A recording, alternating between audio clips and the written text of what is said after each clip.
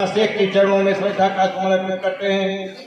आरक्षण के जनक राज श्री छत्रपति साहू जी महाराज, भारतीय संविधान के निर्माता परम पूज्य बाबा साहब डॉक्टर भीमराव अम्बेडकर के चरणों में श्रद्धा का समर्पण करते हैं। साथ ही साथ इस भारत की धरती पर पैदा हुए समस्त बहुजन समाज के महापुरुषों वीर वीरांगनाओं के चरणों में श्रद्धा का समर्पण करते हैं।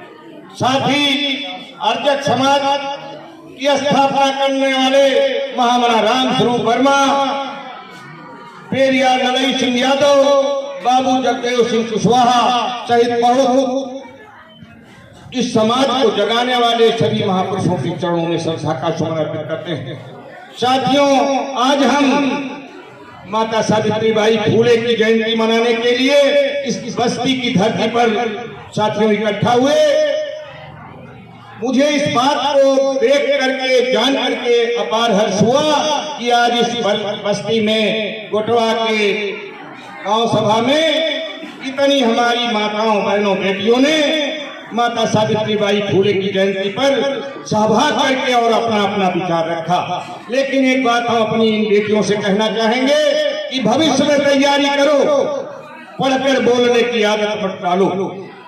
पढ़कर बोलने की आदत में जितना आप लिखेंगी उतने बोल पाएंगी, चाहे जितना ज्ञान हो बाद में दिक्कत आएगी, क्योंकि हमको समय बहुत कम दिया गया।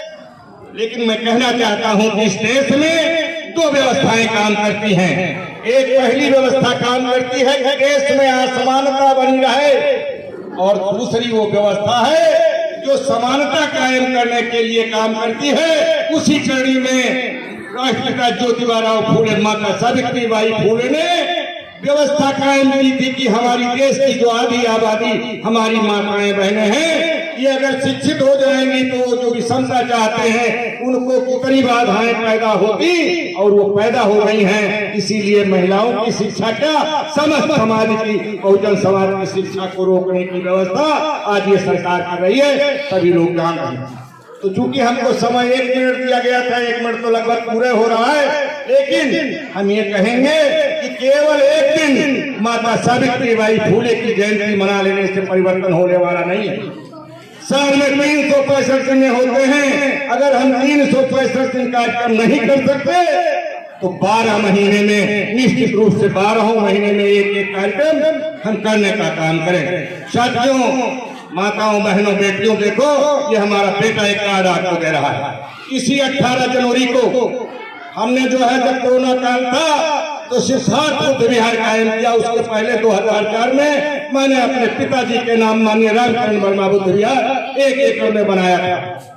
उस सिद्धार्थ बुद्ध विहार की स्थापना 18 जनवरी को है, और साथ ही हमारे बड़े भाई माननीय रामचंद्र वर्मा जी 18 जनवरी 2010 को हमको छोड़कर इस दुनिया से आखिरी सांस ले लिए थे। उनका जो है हम स्मृति दिवस 18 जनवरी को मनाते हैं। इस साल 16वें वर्ष पर हमारे जिले में एक ड्रामा कंपनी काम करती है, जो आज बाहर जाती तो 20,000 से अधिक रुपया लेती है।